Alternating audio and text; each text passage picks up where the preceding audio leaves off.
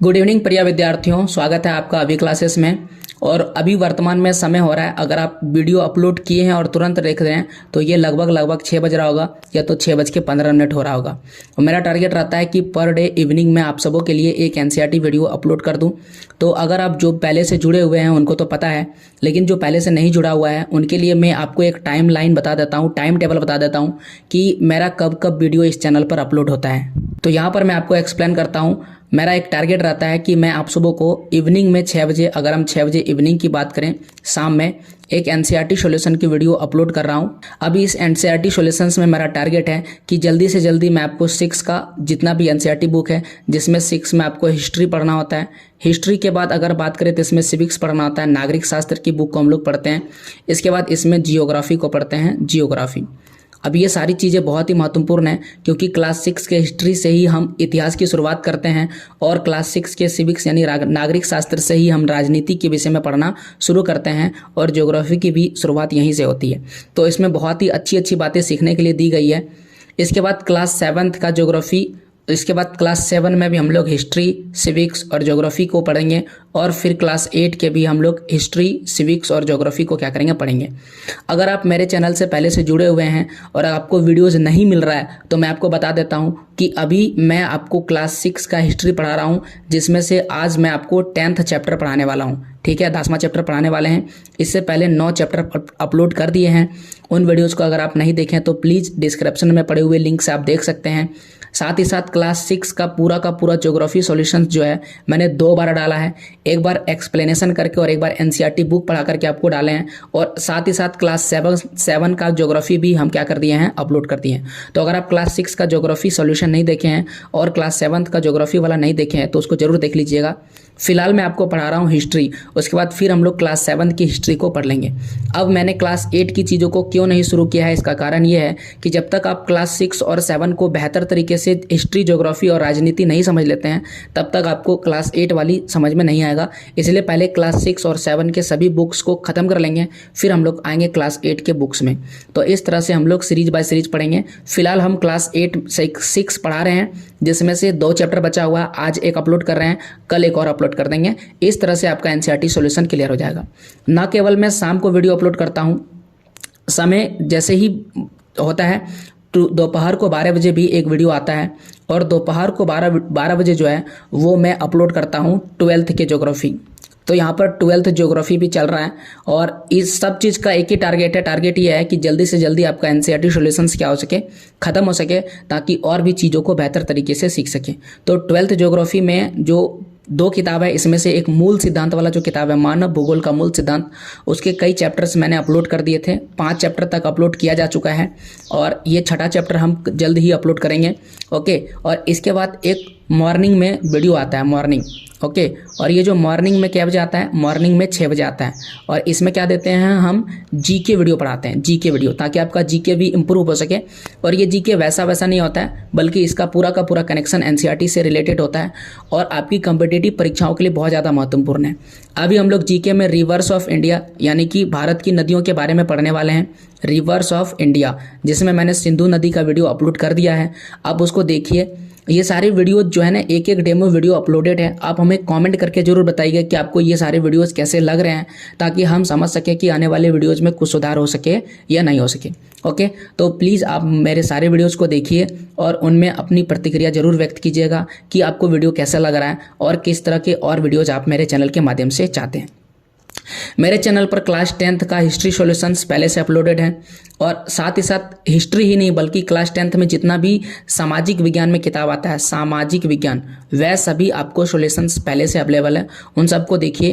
पहले से ही millions of लोग यानी 10 लाख से प्लस लोगों ने देख चुका है और लोगों का रिस्पांस भी अच्छा ही है। तो उन वीडियोज़ को जरूर देखिएगा। और एक वीडियो भारत में राष्ट्रवाद का उदय जो 10वीं के इतिहास से जुड़ा हुआ है, वो मैं अभी अपलोड कर दिया था एक बार फिर से। उसका एक पार्ट अपलोड किया था, दूसरा पार्ट हम जल्द ही अपलोड करेंगे। तो टाइमिंग मेरा यही रहता है अपलोड करने का। शाम को 6 बजे आपको एनसीईआरटी सॉल्यूशंस का ये सारे वीडियोज आएंगे और फिर दोपहर को 12th से रिलेटेड वीडियो आएंगे और मॉर्निंग में आएंगे जीके से रिलेटेड वीडियो। कभी कभी मिस हो जाता है, लेकिन ज़्यादातर का टारगेट रखते हैं कि इन सभी वीडियोज़ को रेगुलर अपलोड करने का। तो आइए वीडियो में आगे बढ़ते हैं और चीज़ों को समझते हैं अभी हम लोग क्या पढ़ रहे हैं। तो अगर आपने शुरू में थोड़ा सा ध्यान दिया और हम जो बताना चाहते थे उसको समझे, तो आप सबों का बहुत बहुत धन्यवाद। और मेरा ये प्रयास कैसा रहा आप हमें ज़रूर बताइएगा। आज मैं आपको पढ़ाने वाला हूँ क्लास 6 के हिस्ट्री का 10वां चैप्टर। ये एनसीईआरटी सॉल्यूशंस का ही अगला वीडियो है। तो आइए पीडीएफ पर आते हैं और चीज़ों को समझते हैं।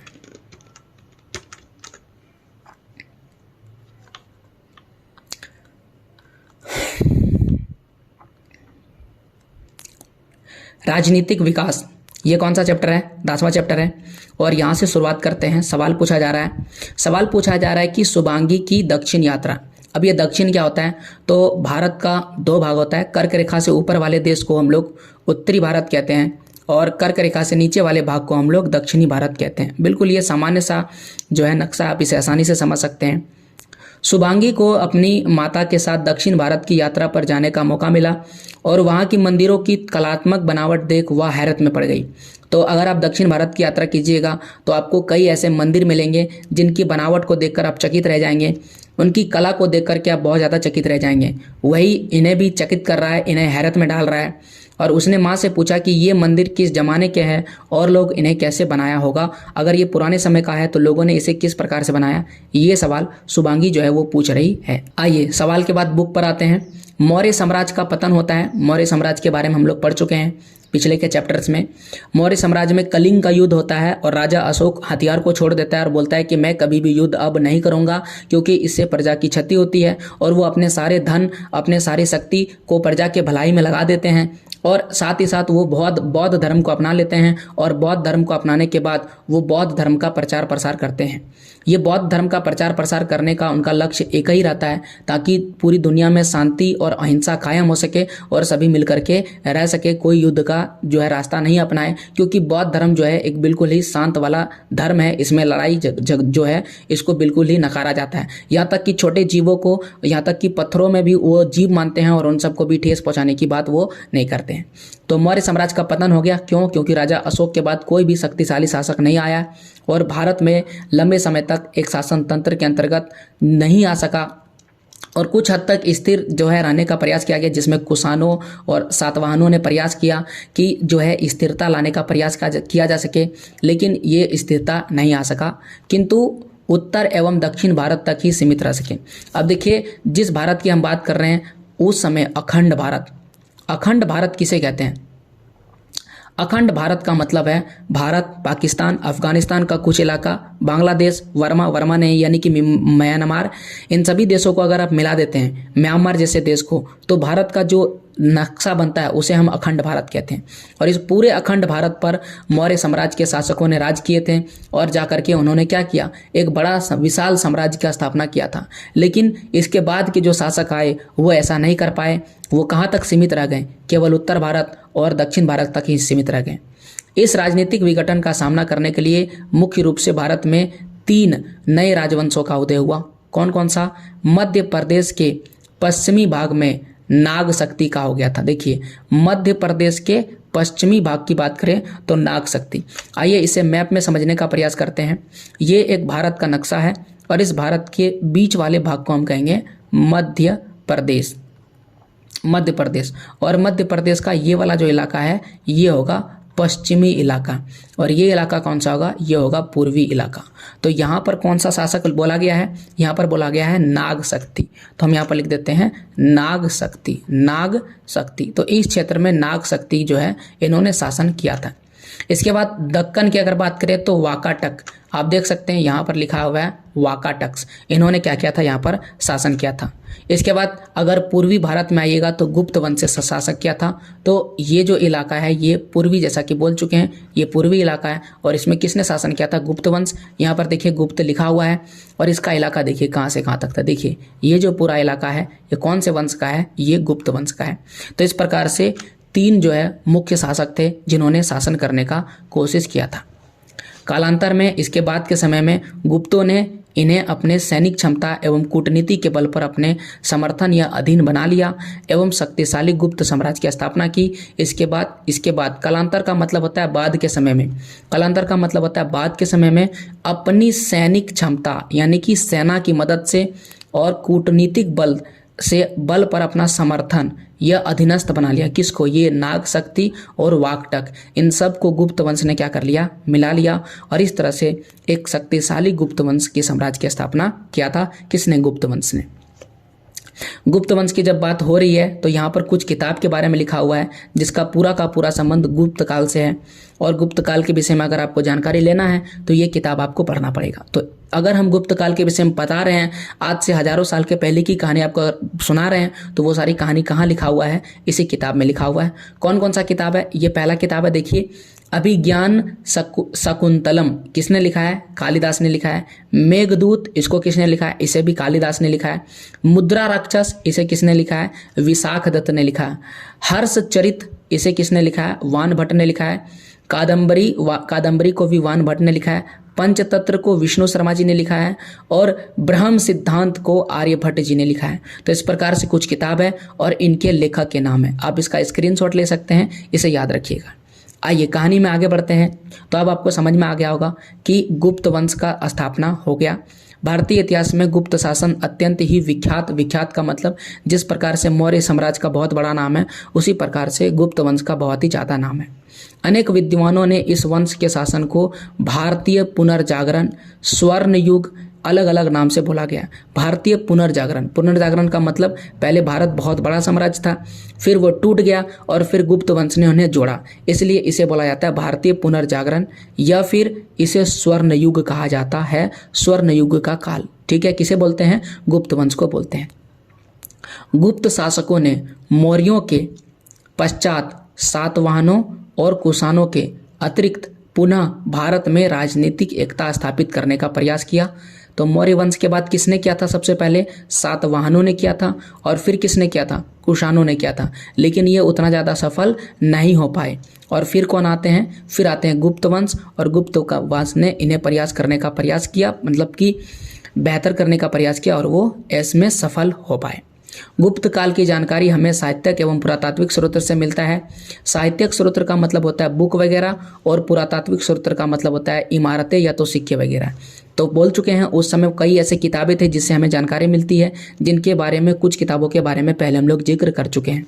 और पुरातात्विक स्रोत की अगर हम बात करें तो पुरातात्विक स्रोत में जैसे कि यहाँ पर आप देख सकते हैं ये सिक्के जो है ये पुरातात्विक स्रोत के बारे में जानकारी देते हैं।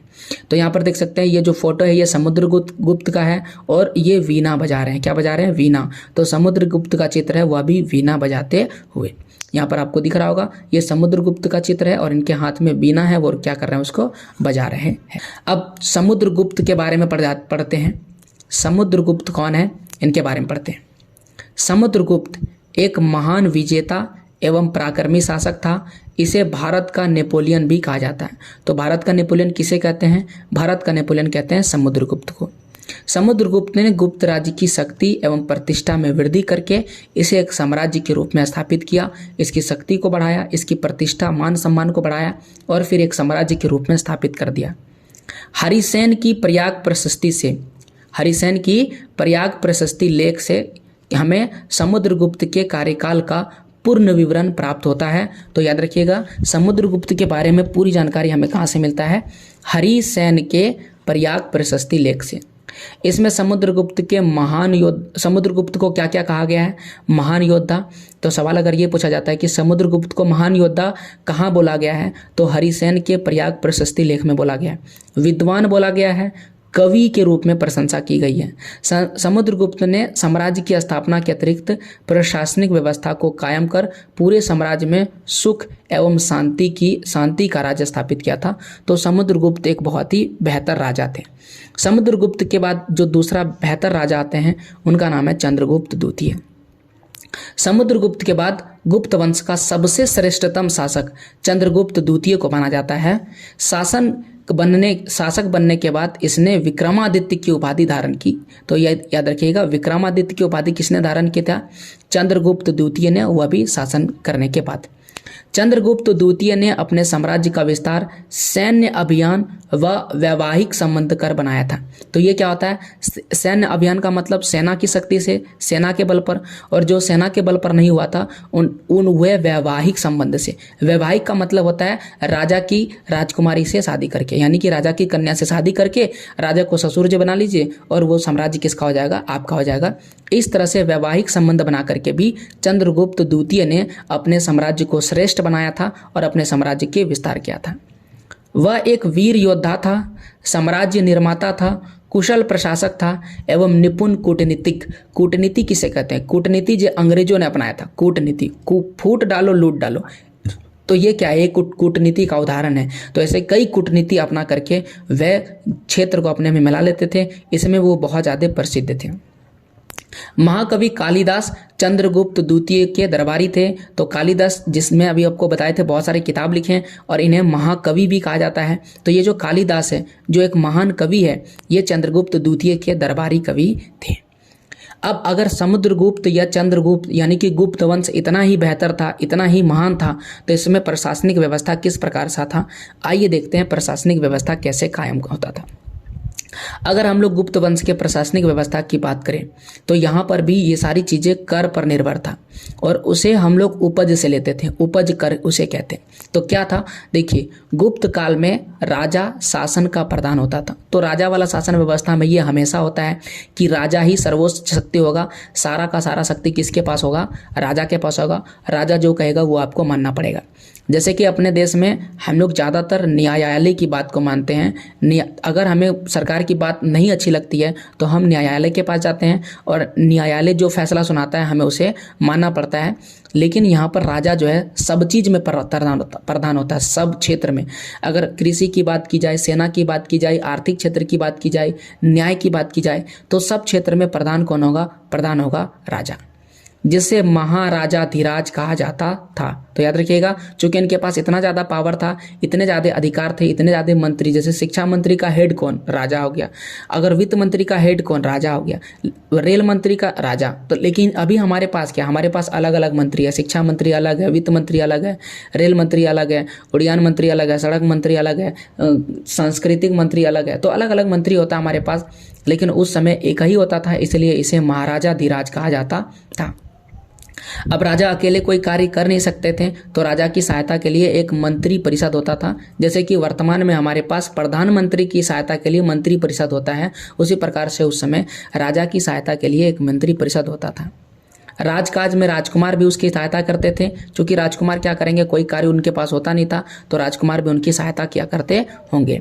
मंत्रियों को वेतन नगद भी दिया जाता था, उनको नगद भी दिया जाता था, या तो उनको कोई स्वर्ण मुद्रा वगैरह दिया जाता था, या वो उनके बदले में अनाज लेते थे, या उनको भोजन वगैरह का व्यवस्था किया जाता था।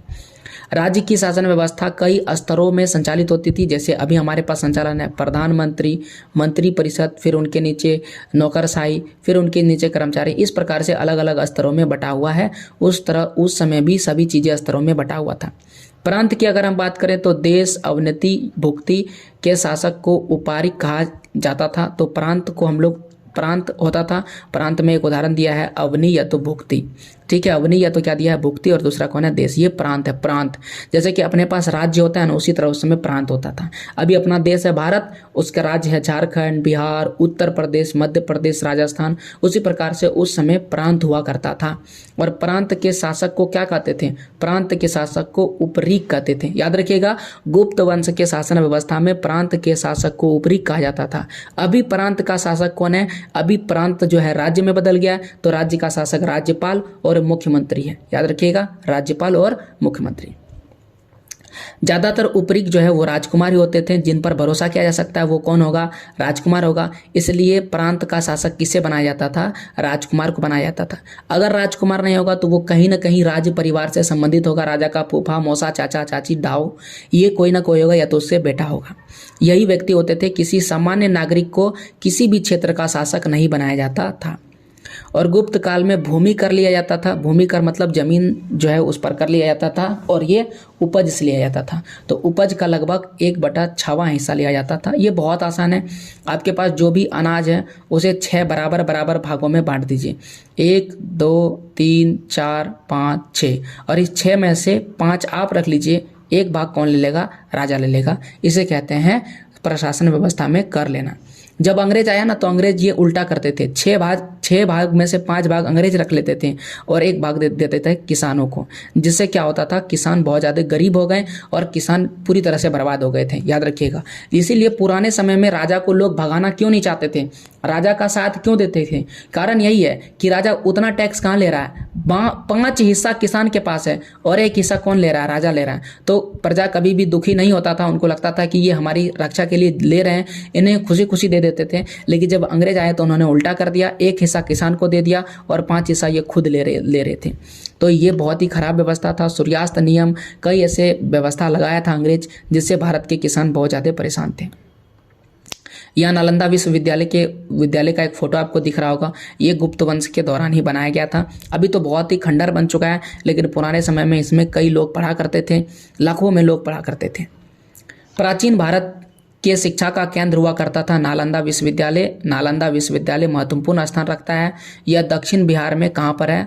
राजगृह, जिसको हम वर्तमान में राजगीर कहते हैं, में स्थित है। इसकी स्थापना गुप्त शासक कुमार गुप्त ने किया था। याद रखिएगा, नालंदा विश्वविद्यालय का स्थापना किसने करवाया है? कुमार गुप्त ने करवाया था। इसे इस अंतर्राष्ट्रीय व्याख्याति प्राप्त विश्वविद्यालय में, यानी कि ये अंतर्राष्ट्रीय विश्वविद्यालय था, छोटा मोटा नहीं था। इसमें भारत के अलावा जावा, चीन, तिब्बत, लंका, कोरिया के विद्यार्थी इसमें विद्या ग्रहण करने के लिए आया करते थे। भारत तो पता ही है आपको, जावा जो है इंडोनेशिया के पास है। चीन तो पता ही है, तिब्बत को चीन ने ही कब्जा कर लिया है। लंका श्रीलंका को कहा जाता है। कोरिया वही उत्तर कोरिया और दक्षिण कोरिया वाला बात किया जा रहा है। यहाँ के विद्यार्थी पढ़ते थे। यहाँ बौद्ध धर्म के महायान शाखा का अध्ययन विशेष रूप से होता था। यानी बौद्ध धर्म में जो है महायान है उसको विशेष रूप से पढ़ाया जाता था। यहाँ शिक्षा पाली भाषा में दी जाती थी। पाली भाषा एक बहुत ही प्राचीन भाषा है। अभी हम लोग हिंदी भाषा में पढ़ते हैं, ठीक है। ये हिंदी है, अंग्रेजी है और भी क्षेत्रीय कई भाषा को हमारे संविधान में 22 भाषा का जिक्र किया गया है। उस 22 भाषा में से आप किसी भी भाषा में अपनी पढ़ाई कर सकते हैं। लेकिन उस समय किस भाषा में होता था? पाली भाषा में होता था। चीनी यात्री जिनका नाम है ह्वेनसेंग भी यहाँ का विद्यार्थी रह चुका था। याद रखिएगा, चीनी यात्री ह्वेनसेंग, इनके द्वारा लिखी गई किताब से हमें कई शासकों के बारे में जानकारी मिलता है। वह भी यहाँ का शासक नहीं, विद्यार्थी रह चुका है। अब आइए गुप्त वंश के बाद के समय को हम लोग पढ़ते हैं। गुप्त वंश के बाद कौन सा शासन व्यवस्था आता है और वो किस प्रकार से चलते हैं। सबसे पहला लिखा गया है हर्षवर्धन। कौन सा शासक है? हर्षवर्धन। हर्षवर्धन जो है वो किसके बाद आया है? गुप्त वंश के बाद आया है।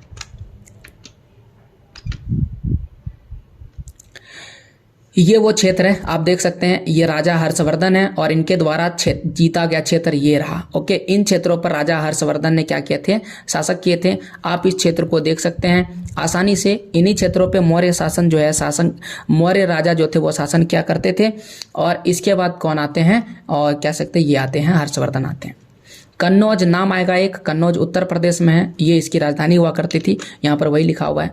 हर्षवर्धन जो है वो पुष्यभूति वंश का महान राजा था और उसने अपना राजधानी थानेश्वर की जगह कन्नौज को बनाया। याद रखिएगा, कन्नौज आपको दिखा दे उत्तर प्रदेश में है। कवि वान भट्ट ने हर्षवर्धन की जीवनी हर्ष चरित्र में लिखा है। तो याद रखिएगा, वान भट्ट ने जिस किताब का नाम लिखा उस किताब का नाम क्या है? हर्ष चरित्र। और हर्ष चरित्र में हर्षवर्धन की जीवनी लिखा गया है। चीनी यात्री ह्वेनसेंग के यात्रा वृत्तांत। तो चीनी यात्री क्या नाम है? ह्वेनसेंग। इसने एक यात्रा वृत्तांत लिखा है। यात्रा वृत्तांत क्या होता है? जैसे आजकल हम लोग ब्लॉग लिखते हैं ना, ब्लॉग का फोटो बनाते हैं या तो वीडियो बनाते हैं, तो उस समय जो ब्लॉगिंग करने आते होंगे वो एक चीज़ों को लिखा करते थे। ये एक यात्रा वृत्तांत है। तो इनसे भी हमें हर्षवर्धन के शासन की जानकारी मिलती है। हर्षवर्धन के 41 वर्षों तक एक बड़े भूभाग पर शासन किया था। कितने वर्षों तक? 41 वर्षों तक। एक बड़ा भूभाग आपको दिखा दी किस भूभाग पर उन्होंने शासन किया था। अब ये यहाँ पर फैक्ट लिखा गया है। चीनी यात्री ह्वेनसेंग के अनुसार हर्ष की राजकीय आय 4 भागों में बांटी जाती थी। यानी राजा के पास जो भी पैसे आते थे, जो भी आय होता था, उसे 4 भागों में बांट दिया जाता था। एक भाग राजा खर्च के लिए रखता था, राजा अपने खर्च के लिए रखता था, दूसरा भाग विद्वानों के लिए, तीसरा भाग अधिकारियों के लिए और अगले समूह में बंदोबस्त के लिए और चौथा भाग धार्मिक कार्यों के लिए रखता था। यानी कि गुप्त काल में भी धार्मिक कार्य बहुत ही महत्वपूर्ण था, इसीलिए उस समय जो है कई शासक ने बड़े बड़े मंदिरों का निर्माण करवाए थे। आगे लिखते हैं कि उसके साम्राज्य में जालंधर, पंजाब, कश्मीर, नेपाल, वल्लभी ये सारे क्षेत्र क्या थे, शामिल थे। हर्षवर्धन के काल में नालंदा महाविहार बौद्ध धर्म की शिक्षा का प्रधान केंद्र था। यानी कि नालंदा महाविहार उस समय भी बौद्ध धर्म के लिए लोग आते थे। हर्षवर्धन एक प्रतिष्ठित नाटककार एवं कवि था। तो ये राजा के बारे में लिखा गया है। राजा खुद एक नाटककार थे, वो नाटक के बहुत बड़े शौकीन होंगे और नाटक भी करते होंगे और साथ ही साथ वो एक बहुत बड़े कवि थे। इसने नागानंद, रत्नावली एवं प्रियदर्शिका नामक नाटकों की रचना किया है। तो ये सारे नाटक इन्होंने लिखे हैं। हर्षवर्धन दक्षिण भारत में अपना साम्राज्य विस्तार नहीं कर सका। देखिए साफ साफ लिखा है। तो अगर आप मैप में भी देखें तो ये रहा ऊपर का जो इलाका है वो उत्तर भारत है और नीचे का इलाका जो है वो कौन सा इलाका है, दक्षिण भारत है। तो आप देख सकते हैं पूरा का पूरा जो राजा है वो उत्तर भारत में ही रह गया, दक्षिण भारत में जरा सा भी वो फैल नहीं पाया। यहाँ पर वही लिखा गया है। चालुक्य नरेश पुलिकेशिन द्वितीय ने नर्मदा नदी के तट पर उसका युद्ध हुआ जिसमें हर्षवर्धन की हार हो गई। कौन सा नदी लिखा हुआ है, नर्मदा नदी। तो एक बार मैं आपको मैप इरेज कर देता हूँ और नर्मदा नदी दिखाता हूँ कि नर्मदा नदी कहाँ पर बहती है। तो ये देखिए, ये जो आपको दिख रहा है ये नर्मदा नदी है। कौन सी नदी है, नर्मदा नदी। और नर्मदा के नीचे एक नदी बहती है जिसका नाम है तापी या तो तप्ती। तो ये जो नर्मदा नदी है यहीं पर इनका युद्ध होता है। और नर्मदा नदी भी कहाँ पर है, लगभग उत्तर भारत के ही करीब है। तो आप देख सकते हैं नर्मदा नदी जो है वहीं पर इनका युद्ध होता है। ये दक्षिण में नहीं आते हैं। किससे युद्ध होता है, चालुक्य के नरेश से जिनका नाम है पुलिकेशिन द्वितीय। पुलिकेशिन द्वितीय। चालुक्य क्या होता है, तो देखिए ये है चौल डायनेस्टी, चौल, ठीक है। और इन्हीं के राजा को चालुक्य कहते हैं, चालुक्य नरेश। चालुक्य मतलब चौल के जो नरेश है, नरेश मतलब राजा होता है, ठीक है। उनसे युद्ध होता है, ये हार जाते हैं और हर्षवर्धन की हार हो जाती है। अब इनके समय के प्रशासनिक व्यवस्था को जरा देख लेते हैं कि किस प्रकार से ये प्रशासन व्यवस्था को बेहतर करके रखे थे ताकि ये इतने बड़े क्षेत्र को चला सके। हर्षवर्धन स्वयं प्रशासनिक व्यवस्था में रुचि लेता था। मंत्री परिषद शासन व्यवस्था को सुचारू रूप से चलाने के लिए राजा की सहायता करती थी। तो इसमें भी मंत्री परिषद हुआ करता था जो राजा को संदेश देता था या आदेश देता था कि कौन कौन से कार्य करने हैं और कौन कौन से कार्य नहीं करने हैं। वान भट्ट के अनुसार अवंती युद्ध एवं शांति का सर्वोच्च मंत्री था। तो यहाँ पर लिखा हुआ है अवंती जो है युद्ध एवं शांति का मंत्री था। सिंहनाद हर्ष, यहाँ पर देखिए दूसरा नाम लिखा हुआ है, सिंहनाद हर्ष का महासेनापति था। और हर्ष के समय अधिकारियों को वेतन, नगद व जागीर मतलब जमीन वगैरह ये सारी चीजें दिया जाता था। राजस्व के स्रोत के 3 प्रकार के करों का उल्लेख है। 3 प्रकार के करों का मतलब राजा के पास पैसा कहाँ से आता था। सबसे पहला उसे भाग कहते हैं, दूसरा हिरण्य कहते हैं, तीसरा कहते हैं बलि। प्रशासन की सुधि के लिए हर्षवर्धन ने साम्राज्य को कई प्रांतों में विभाजित कर दिया था। जैसे कि आज हम बोले ना भारत को कई राज्यों में विभाजित कर दिया गया, तो उस समय साम्राज्य को कई प्रांतों में विभाजित किया गया था। इन प्रांतों को भुक्ति कहा जाता था। याद रखिएगा, इन प्रांतों को क्या कहा जाता था, भुक्ति कहा जाता था। तो प्रशासन व्यवस्था के विषय में देख लिए कितने प्रकार के कर लिए जाते थे। याद रखिएगा 3 प्रकार के कर लिए जाते थे। नाम क्या है, भाग, हिरण्य और बलि। 3 प्रकार से टैक्स वो लेते थे अपने जनता से। आगे देखिए पल्लव वंश के कुछ अन्य राजाओं के नाम। यहाँ पर पल्लव वंश के विषय में लिखा गया है। पहले देखिए महेंद्र वर्मन प्रथम, महेंद्र वर्मन द्वितीय, दंती वर्मन, अपराजित, परमेश्वर वर्मन प्रथम, ये सारे नाम लिखा गया है। अब हम लोग दक्षिण भारत में इसी वंश के बारे में पढ़ेंगे, पल्लव वंश, और दूसरा कौन है, चालुक्य वंश। तो इस मैप में आप देख सकते हैं ये जो इलाका आपको दिख रहा है ये है पल्लव वंश, दिख रहा होगा आपको पल्लव वंश, और ये जो आपको दिख रहा है ये है चालुक्य वंश। ओके, जो कहाँ पर है, आपको दक्षिण भारत में देखने को मिलता है। गुप्त वंश के बाद हर्षवर्धन के अतिरिक्त कोई ऐसा राजा नहीं था जो उत्तर भारत की राजनीतिक स्थिरता को बनाए रखता। यानी उत्तर भारत में उतना बड़ा कोई राजा नहीं आया, लेकिन दक्षिण भारत में चालुक्य वंश एवं कांची के पल्लव वंश शासन कर रहे थे। कौन सा बात कर रहे हैं, दक्षिण भारत। उत्तर भारत तो खत्म, अब आइए दक्षिण भारत में, पढ़ते हैं। सबसे पहले शासक भी इसमें बढ़ते हैं चालुक्य वंश के बारे में। देखिए, चालुक्य वंश के इतिहास के बारे में जानकारी हमें अभिलेखों से प्राप्त होती है, यानी इसके बारे में बहुत सारे अभिलेख मिले हुए हैं। अभिलेख कुछ नहीं होता है, कहीं पर खुदा हुआ कोई चीज़, जैसे कि मंदिरों में भी आप देखते होंगे बहुत सारा चीज़ लिखा हुआ मिल जाता है। तो पहाड़ पर्वत पत्थर या कहीं पर कुछ भी चीज़ें लिखा हुआ मिला तो उसे हम क्या कहते हैं, अभिलेख कहते हैं।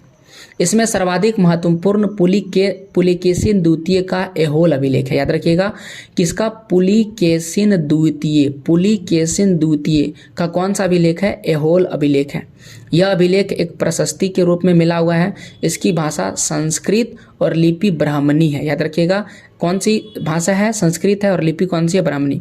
अभी जो आपको स्क्रीन में भाषा लिखा हुआ दिख रहा है ये भाषा हिंदी है और इसकी लिपि है देवनागरी। ओके, याद रखिएगा। इस लेख की रचना कवि कीर्ति ने किया है। दक्षिण में चालुक्य वंश का उदय बादामी या वातापी में हुआ है। तो बादामी एक पहाड़ है, उसी क्षेत्र में हुआ था। इस वजह से इन्हें बादामी अथवा वातापी का भी चालुक्य कहा जाता है। याद रखिएगा, ठीक है।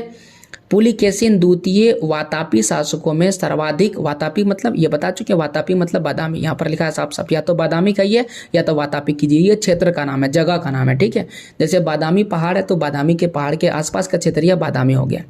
सर्वाधिक पराक्रमी, बहुत ही पराक्रम राजा थे एवं बहुत ही महान राजा थे।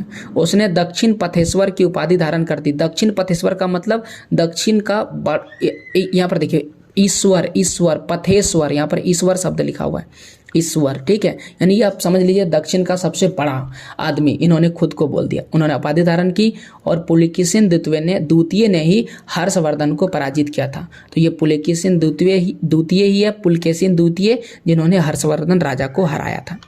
तो चालुक्य वंश के बाद जो अगला वंश आता है वो है पल्लव वंश। और अब आइए पल्लव वंश के बारे में पढ़ते हैं। पल्लव वंश के शासकों का इतिहास उनके प्राकृत और सांस्कृतिक अभिलेख से प्राप्त होता है। हरिसेन के प्रयाग प्रशस्ति लेख एवं हुवैनसेंग के यात्रा विवरण, दो जगह पहले समझ लीजिए। प्रयाग प्रशस्ति लेख पल्लव वंश के बारे में यहीं से पता चलता है। किसने लिखा है, हरिसेन ने लिखा है। और हुवैनसेंग बता चुके हैं, ये कोई नहीं यात्रा करने वाला व्यक्ति है, और इनके यात्रा विवरण से भी इनके इतिहास की जानकारी का पता चलता है।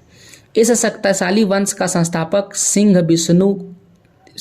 विष्णु थे। यानी पल्लव वंश का स्थापना किसने किया, तो इसका नाम होगा सिंह विष्णु। बहुत ही महत्वपूर्ण नाम है, पल्लव वंश के संस्थापक। इसकी राजधानी थी कांचीपुरम, जो कृष्णा नदी के तट पर स्थित है। कांचीपुरम वर्तमान में सिल्क उत्पादन का एक महत्वपूर्ण केंद्र है, जहाँ पर सर्वाधिक सिल्क का उत्पादन किया जाता है। पल्लव राजाओं का शासनकाल स्थापत्य की उन्नति के लिए प्रसिद्ध रहा है। स्थापत्य का मतलब मंदिर वगैरह या जो इमारतें वगैरह बनाता होगा उसके लिए सबसे ज़्यादा प्रसिद्ध है। पल्लव वंश के राजा का नाम है नरसिंह वर्मन द्वितीय। एक बहुत ही महत्वपूर्ण राजा नरसिंह वर्मन द्वितीय। इनका कार्यकाल सांस्कृतिक उपलब्धियों के लिए रहा है। उसने कई मंदिरों का निर्माण करवाया, जिसमें कांचीपुरम का कैलाशनाथ मंदिर और महाबलीपुरम का समुद्र तटीय मंदिर, ये सभी किसने बनवाया है, राजा नरेश वर्मन ने बनवाया है। उसने मंदिर निर्माण में एक नई निर्माण शैली राजा सिंह शैली का प्रयोग किया है। याद रखिएगा, राजा सिंह शैली, जिस तरह से राजा का सिंहासन होता है उसी प्रकार से उन्होंने इस शैली का प्रयोग करके सभी मंदिरों का निर्माण करवाया था। आप देख सकते हैं, ये कुछ इस प्रकार से मंदिर आपको दिखते होंगे। ये महाबलीपुरम तट पर स्थित मंदिर है और इस मंदिर का निर्माण भी पल्लव के राजा ही ने करवाया था। अब चूंकि पल्लव वंश के राजा के बारे में पढ़ लिए तो देखते हैं कि इनके प्रशासन किस प्रकार से होते थे। तो प्रशासन की बात करें तो राजा जो है सैद्धांतिक एवं व्यवहारिक रूप से सर्वोच्च पदाधिकारी, ये तो सभी होता है। राजा जो है उसके पास ही सारा का सारा शक्ति रहेगा। सारा शक्ति मतलब सबसे ज़्यादा शक्ति राजा के पास ही रहेगा। इसे कहते हैं सर्वोच्च शक्ति किसके पास होना, राजा के पास होना। पल्लव राजाओं ने प्रजा पालन के सिद्धांत पर कार्य किया, यानी कि उन्होंने प्रजा पालन, वो खुद को राजा तो बोले लेकिन वो बोले कि हम कौन हैं, हम प्रजा को पालने वाले हैं। हम ऐसा नहीं कि बहुत बड़े महान हैं। राज्य में शांति व्यवस्था बनाए रखने एवं बाहरी आक्रमण से राज्य को सुरक्षित करना राजा का क्या था, प्रमुख कार्य था। राजा पद वंशानुगत था। वंशानुगत मतलब राजा का बेटा राजा, राजा का बेटा राजा, ऐसे चलते रहेगा। राजा की एक मंत्री परिषद होती थी, यहाँ भी मंत्री परिषद है। स्थानीय प्रशासन पर विशेष ध्यान दिया जाता था और पल्लवों की थल एवं जल सेना मजबूत थी। तो इनके पास थल सेना के साथ साथ जल सेना भी था। उस समय तो वायु सेना तो था नहीं, तो वायु सेना नहीं था, क्योंकि ये समुद्र के किनारे है इसलिए इनके पास जल सेना भी था। ये बहुत ज़्यादा संगठित थी। यहाँ पर भी 1/6 भाग कृषि उपज का हिस्सा भू राजस्व के रूप में वसूला जाता था, यानी 1/6 हिस्सा कर के रूप में लिया जाता था। इसके शासनकाल में सर्वत्र शांति एवं सुव्यवस्था था, यानी इसके शासनकाल में ज़्यादा युद्ध वगैरह नहीं हुआ, पूरा शांति था और साथ ही साथ सभी व्यवस्था पूरी तरह से व्यवस्था सुव्यवस्थित थी। अब जरा हम लोग ग्रामीण जीवन को देख लेते हैं। क्या इस समय ग्रामीण जीवन सुखी जीवन था या बेहतर जीवन नहीं था?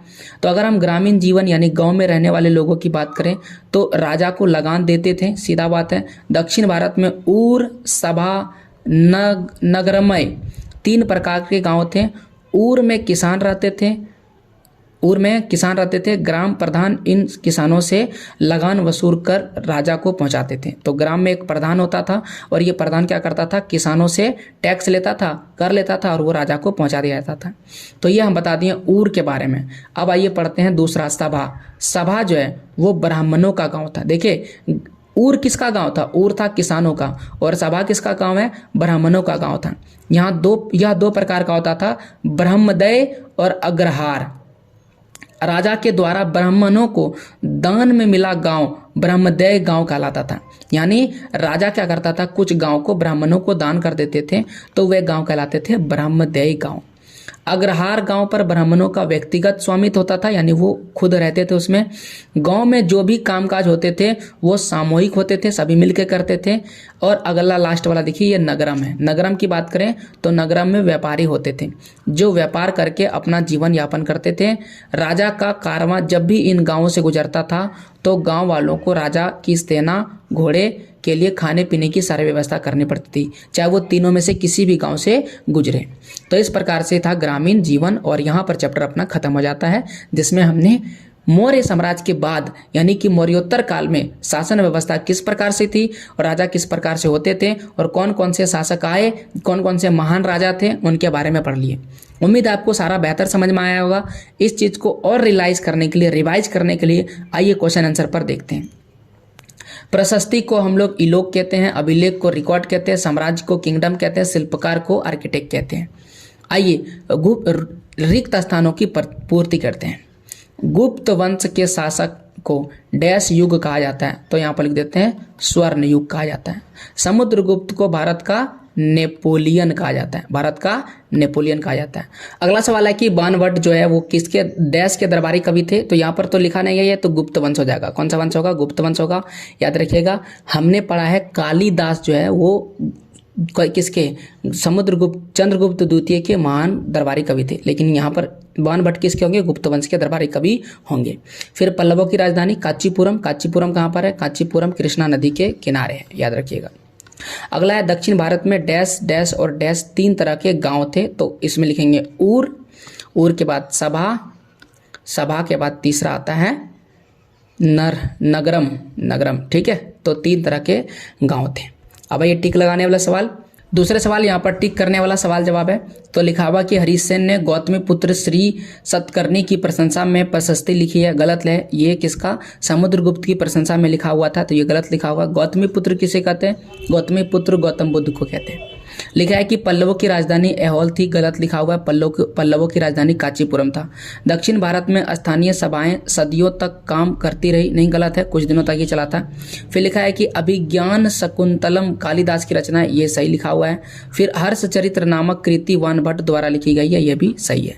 अब कुछ बड़े प्रश्न हैं, जैसे कि गुप्त काल में प्रशासनिक विशेषताओं का वर्णन करना है, पल्लवों की प्रशासनिक व्यवस्था कैसी थी, और लिखा हुआ है चीनी यात्री वेनसेंग ने हर्षवर्धन के द्वारा लिए गए किन किन करों का उल्लेख किया है। तो इन सभी सवालों का जवाब आपको मिलेगा अभी क्लासेस डाउट के चैनल पर, क्योंकि ये बड़े सवाल हैं, इनका जवाब यहाँ पर हम नहीं देंगे। तो कैसा लगा आपको वीडियो जरूर बताइएगा। इसके बाद एक और लास्ट चैप्टर बचा हुआ है, उसको भी हम कवर अप करके फिर 7th का हिस्ट्री पढ़ाएंगे। तो प्लीज़ आप अपना कमेंट जरूर व्यक्त कीजिएगा अगर आप किसी भी तरह का नया परिवर्तन चाहते हैं तो। पूरा वीडियो देखने के लिए थैंक यू। मिलते हैं आपसे अगले वीडियो में, तब तक के लिए जय हिंद, जय भारत, वंदे मातरम। लेकिन हाँ, जाते जाते एक चीज़ याद रखिएगा, चैनल को सब्सक्राइब जरूर कीजिएगा और अभी क्लासेस डाउट्स को क्वेश्चन आंसर के लिए सब्सक्राइब कीजिए। Thank you.